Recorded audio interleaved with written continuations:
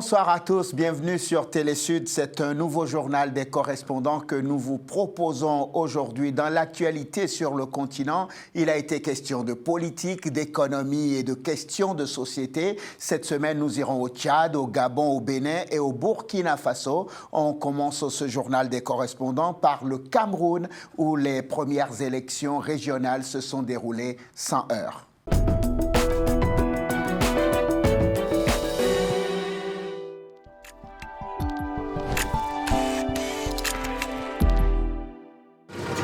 Dans la ville de Yaoundé, 2 bureaux de vote pour les plus de 300 conseillers municipaux et chefs traditionnels appelés aux urnes le 6 décembre dernier. Ici, les partisans du Front démocrate camerounais étaient face au candidat du RDPC, le parti au pouvoir. Vous avez constaté que ça se passe sans heurts, sans problème.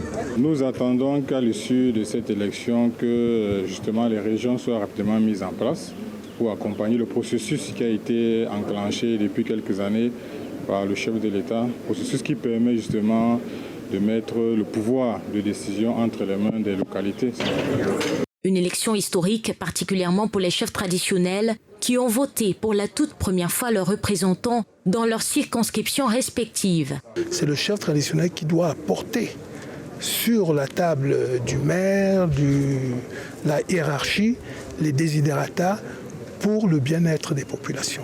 70 délégués départementaux et 20 représentants du commandement traditionnel ont été désignés dans chacune des 10 régions du pays. Un scrutin qui a vu une forte mobilisation du corps électoral dès les premières heures de la matinée, malgré les appels au boycott. C'est un grand jour pour nous, vous imaginez, c'est pour ça que nous sommes venus très tôt, avec beaucoup d'enthousiasme pour accomplir ces devoirs citoyens. La composition du bureau de vote est exacte, le matériel est là, l'urne et puis l'isoloir, voilà, tout est bien sur place, donc ça se passe très bien. Ces toutes premières élections régionales marquent le parachèvement du processus de décentralisation tel qu'édicté par la loi du 18 janvier 1996. C'était l'une des recommandations phares du Grand Dialogue national organisé en décembre dernier pour la stabilité des régions du Nord-Ouest et du Sud-Ouest. Dans ces zones dites à risque, à cause de la recrudescence des exactions sécessionnistes, aucun incident majeur n'a été signalé par les autorités. J'ai mis en place des mesures de sécurité. Ça fait plus de 2 semaines. Et ces mesures de sécurité ont été bien implémentées sur le terrain par des chefs d'unité de force et de maintien de l'ordre. Les premiers résultats, dévoilés quelques heures seulement après la fermeture des bureaux de vote, annonçaient déjà une victoire sans appel du parti au pouvoir.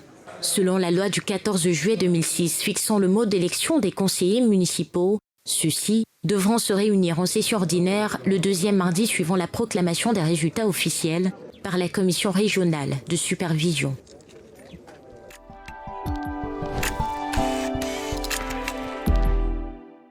L'ambassade de France au Tchad dote le Centre national de recherche pour le développement de 50 armoires métalliques. Ces équipements sont destinés à la conservation des fossiles, véritables trésors tchadiens. Ce geste est une étape importante dans le renforcement du travail de recherche entre les 2 pays, soutient l'ambassadeur de France au Tchad. Il y a les trésors du Tchad qui sont conservés par des chercheurs tchadiens qui font partie de programmes de coopération avec la France depuis de très nombreuses années, notamment avec l'université de Poitiers, et que, encore une fois, ce don d'armoire est là aussi une étape importante dans le renforcement de notre travail universitaire et de recherche entre nos 2 pays. Le ministre de l'Enseignement supérieur, de la Recherche et de l'Innovation se félicite de cet appui, combien important, de l'ambassade de France au Tchad. Grâce à ce généreux concours de la France, nous avons la certitude que ces fossiles qui font partie intégrante du patrimoine culturel et scientifique de notre pays seront donc bien conservés et que nous pourrions ainsi léguer intact ce patrimoine inestimable à la génération future. Qu'il me soit permis de rappeler ici que l'ambassade de France au Tchad n'est pas à son premier soutien au CNRD. Pour ceux qui connaissent bien les appuis que l'ambassade de France a apportés au CNRD, Le bâtiment abritant le service de paléontologie du CNRD a été construit et offert gracieusement par la même ambassade. L'œuvre de l'ambassadeur de France au Tchad est magnifiée par le directeur général du Centre national de recherche pour le développement, Dr Baba Malaï. Celui-ci promet une utilisation optimale de ces matériels de conservation des fossiles.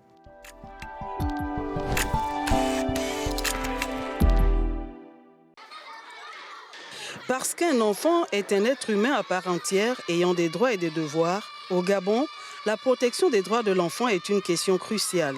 Le pays a pris la résolution de veiller scrupuleusement sur les droits de l'enfant en ratifiant en 1994 la Convention des Nations Unies relative aux droits de l'enfant et se place aujourd'hui comme un modèle en matière de protection de ces droits dans la sous-région et au-delà.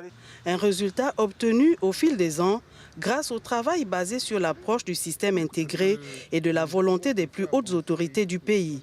Nous allons dans la droite ligne de la vision du chef de l'État, son Excellence Ali Bongo Ondimba, pour mettre en œuvre sa vision de protection, sa vision de créer un environnement protecteur pour les enfants au Gabon et surtout pour que le Gabon, comme il le voit, soit un exemple pour les autres pays.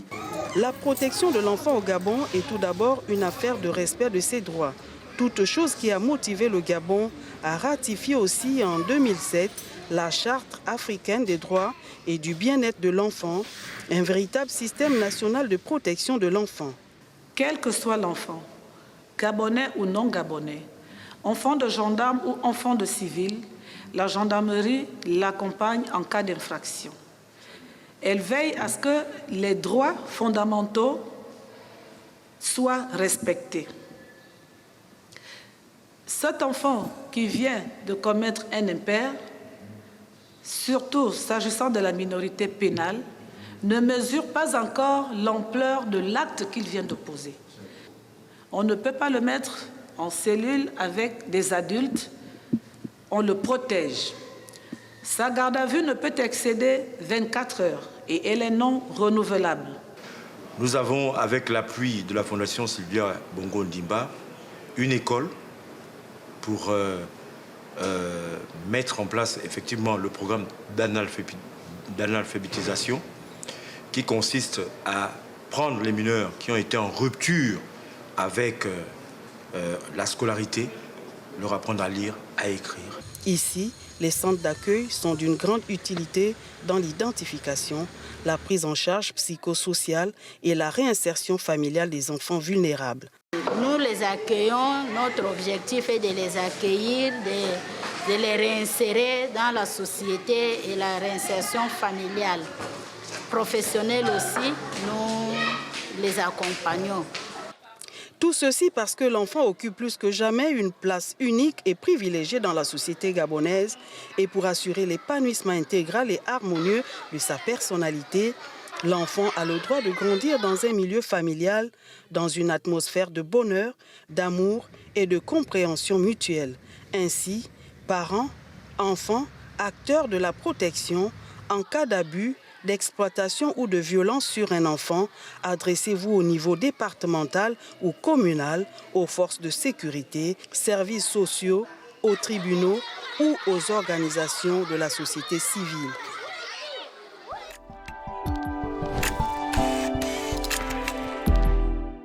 Les experts des 5 pays du G5 Sahel, notamment le Burkina Faso, le Mali, la Mauritanie, le Niger et le Tchad, planchent sur le programme de développement d'urgence.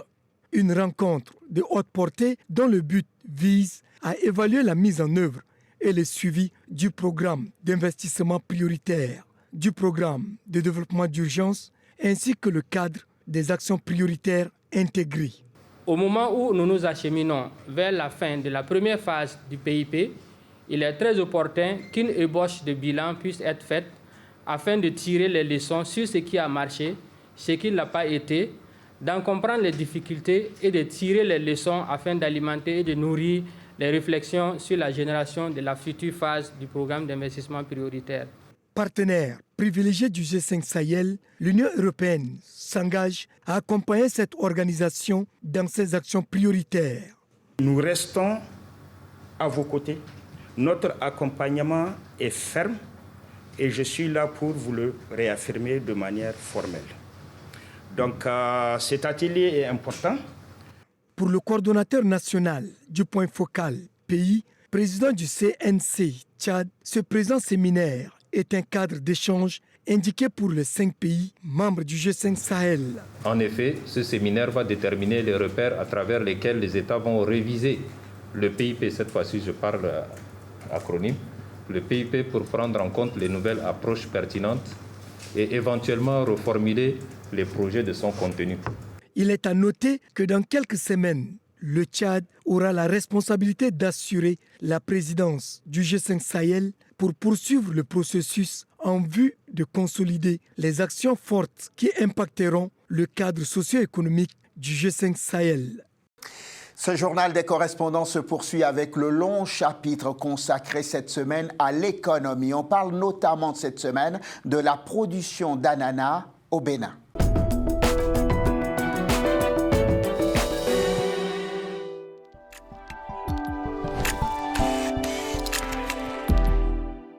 La production agricole du Bénin regroupe des variétés de cultures dont la filière ananas qui occupe une place importante. Environ 400 000 tonnes d'ananas est produite chaque année. Il contribue ainsi à plus de 4,3% du PIB agricole et de 1,2% du PIB global. Alada, situé à plus de 50 km de Cotonou, abrite des champs à perte de vue d'ananas.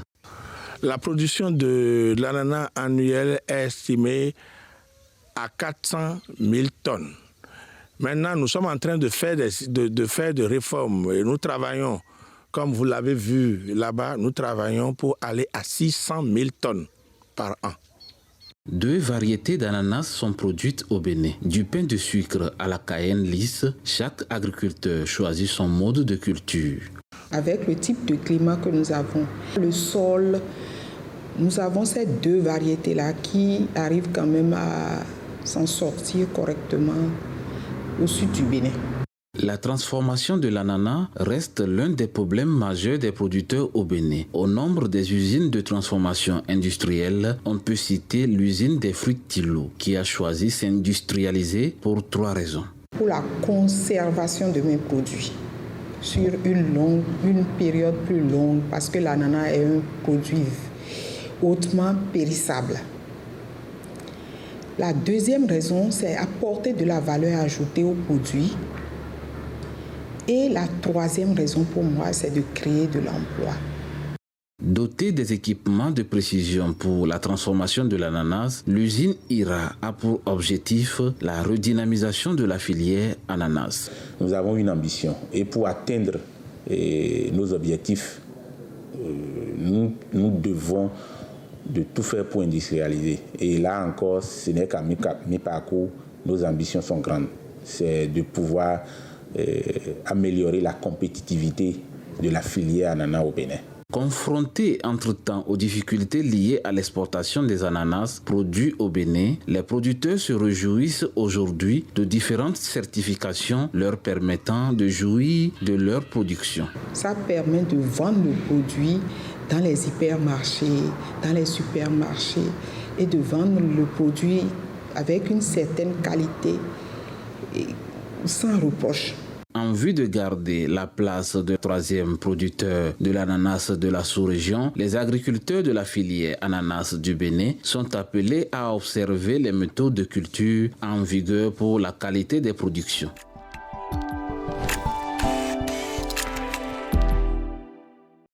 Pays d'élevage par excellence, le Tchad dispose très peu des infrastructures industrielles pour l'exploitation de ses sous-produits, en particulier la peau. Pour faire face à cette situation et surtout renforcer les capacités des acteurs du secteur afin d'améliorer leurs conditions de travail et de vie, le ministère du Développement industriel, commercial et de la promotion du secteur privé a initié le projet de renforcement des capacités commerciales de la filière cuir et peau.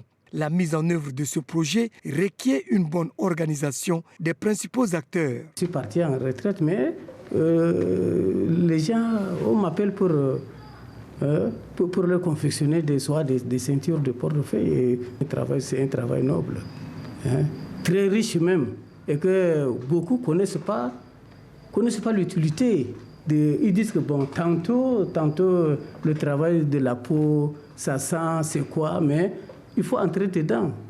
D'où la constitution de la plateforme des acteurs de la filière cuir et peau. Le projet de renforcement des capacités commerciales de la filière peau et cuir du Tchad a été approuvé en 2019. Il s'agit d'un projet qui vise le renforcement des capacités de conservation, de transformation et d'exportation des cuirs et peaux. Il vise à intégrer notre pays dans le commerce mondial en contribuant à la réduction de la pauvreté et assurer un développement durable. Vu l'importance de l'élevage dans le secteur économique du Tchad, le directeur général du ministère du Développement industriel, commercial et de la promotion du secteur privé exhorte les participants à plus de sérieux dans le travail.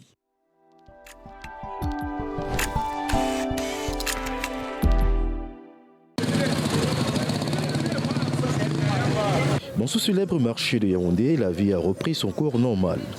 Il y a encore quelques mois, les commerçants de ce marché vivaient la croix et la bannière à cause de la Covid-19. Car leurs principaux clients, les restaurateurs pour la plupart, avaient pour certains considérablement réduit leurs commandes et pour d'autres suspendu carrément. Comme nous, on vend les épis là, les gens qui font dans les restaurants, parfois ils appellent, on part les livrer à la maison, à domicile. On est obligé de porter les cash quand on part chez eux. Par rapport à la pandémie qu'il y a eu au pays, qu'il y a eu dans le monde entier, étant au marché comme nous sommes au marché, les clients ont beaucoup diminué. Beaucoup se plaignent par rapport au port de masque, parce qu'au marché, les commerçants ne sont pas intéressés au masque. La pandémie de la Covid-19 a porté un coup dur au secteur de la restauration, car beaucoup de restaurants ont dû arrêter momentanément leur activité comme cette professionnelle du secteur. C'était une période un peu difficile, une période un peu compliquée, parce que nous n'étions pas habitués. Mais bon, comme c'était bénéfique pour tout le monde, nous avons suivi, on ouvrait et à l'heure convenue, on fermait. Oh, vous savez, le Covid, non seulement cette pandémie-là, l'économie ne tourne plus comme avant.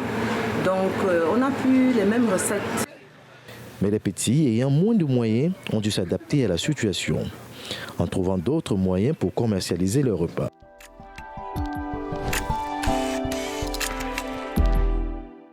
Voir un client s'en prendre de manière violente à un commerçant à cause de la qualité d'une marchandise est un fait courant en N'Djamena et bien d'autres villes du Tchad. Car dans ce pays, on ne peut pas sillonner un marché ou un autre lieu de commerce sans remarquer ce qui émane directement de la maison ayant l'exclusivité du droit d'exploiter la production et ce qui émane de l'imitation frauduleuse. En d'autres termes, l'original de la marchandise et sa pacotille. Ce qui fait que depuis quelque temps, le secteur économique est infecté dangereusement par ces produits de la contrefaçon, qu'ils soient en métal, en cuivre, en cuir, en tissu, pour ne citer que cela. Ces marchandises falsifiées de qualité inférieure à l'original, vendues au prix défiant toute concurrence, semblent attirer plus de clients que celles qui sont fabriquées légalement. Pourquoi cette préférence? Je suis pour la contrefaçon. J'ai choisi les contrefaçons parce que je n'ai pas assez de moyens pour choisir l'original. Parce que l'original, il te faut 40 000, 50 000 ou 30 000. La contrefaçon, ce n'est pas un problème du tout, vu que tous les Tchadiens n'ont pas les mêmes moyens. Donc je suis pour la contrefaçon. Même si je ne les achète pas, je suis pour permettre à tout le monde d'avoir les mêmes accessoires que moi.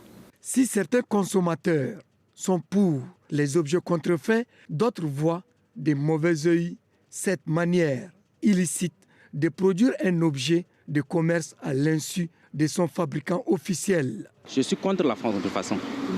Parce que la contrefaçon tue la valeur du livre. La contrefaçon réduit les auteurs. Quand un auteur écrit un livre, il peut que la contrefaçon ça suit son livre et la maison d'édition n'en profite pas. Donc je suis contre la contrefaçon. La contrefaçon, en vérité, n'aide pas toute œuvre artistique quand même. Je suis contre parce que ça ne va pas durer avec nos frères parce qu'eux-mêmes ils ne veulent pas donner de l'argent pour prendre l'original parce qu'ils sont en manque d'argent. Donc on est obligé de les vendre, ce qui peut les arranger à l'instant. Il est vrai que quand on est limité par les moyens, on n'a pas le choix. Cependant, cette pratique peut sans doute entraîner la chute des grandes sociétés qui contribuent non seulement à remplir la caisse de l'État à travers les impôts, mais aussi à lutter contre le chômage et la pauvreté à travers l'emploi massif.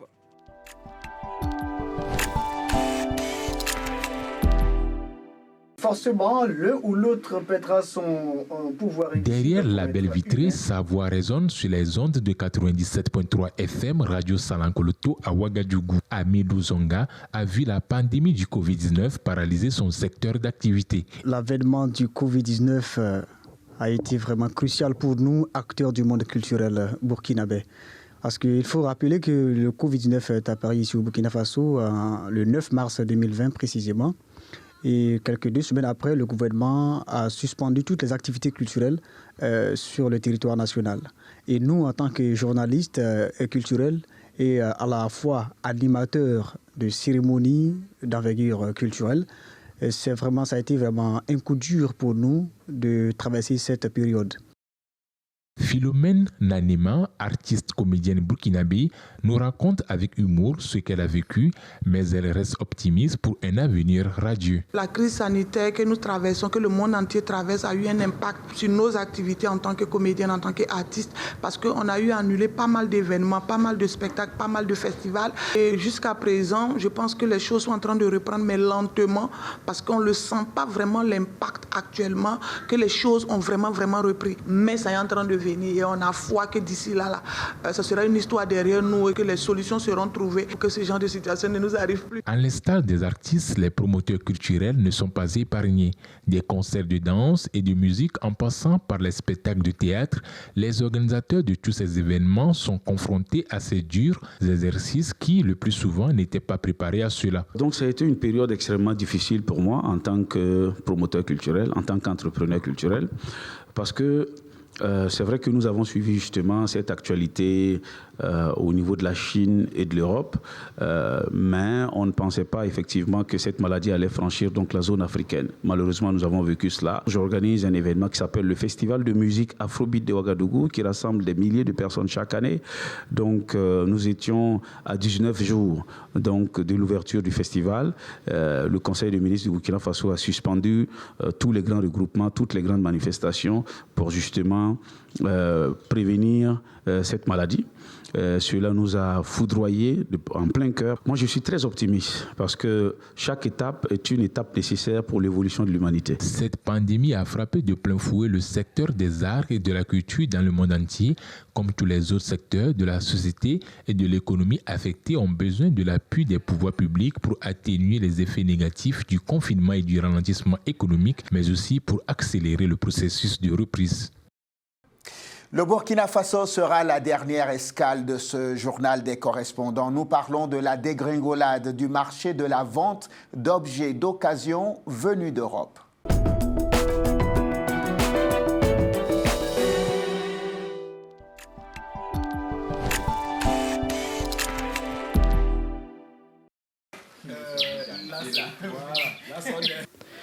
À quelques jours du tournage de la prochaine saison de la web-série à succès Mwanminga, les membres du groupe Les Rigolards de Mbalmayo peaufinent le scénario. Un exercice auquel prennent part tous les acteurs. Lorsque nous avons une idée, on essaie de la développer, on élabore et on développe le scénario pour essayer d'apporter des complémentarités dans le jeu pour que chacun apporte quelque chose. Avec plusieurs milliers d'abonnés sur les réseaux sociaux, les rigolards de Mbalmayo savent qu'ils n'ont pas droit à l'erreur. L'enjeu pour eux est de tenir le plus longtemps possible en haleine les internautes de plus en plus exigeants.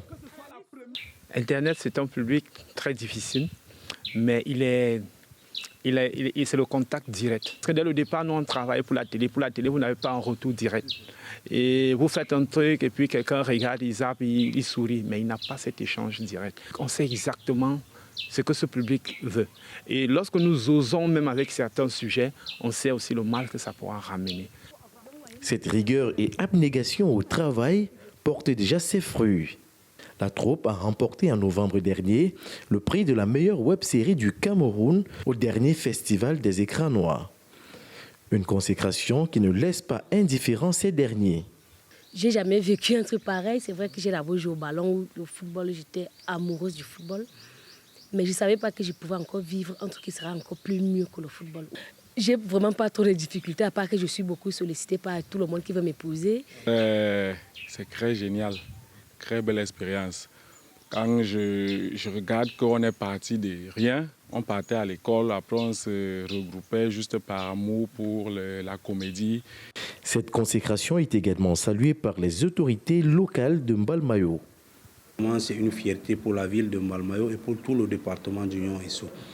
Au départ, on ne les croyait pas, mais au fil des jours, de tout le temps, c'est une évolution et c'est très merveilleux de ce qu'ils font pour la nation tout entière, parce qu'ils donnent la joie à toute la nation, parce que quand vous les voyez, quelle qu'en soit votre colère, quel qu'en soit le stress que vous avez, même en dehors de la télévision, tu es à l'aise. Au Cameroun, les web-séries ont le vent en poupe depuis quelques années, car elles sont pour certains un exutoire du train-train de la vie. Avec le taux de pénétration d'Internet qui est de plus en plus important au Cameroun, elles ont de beaux jours devant elles.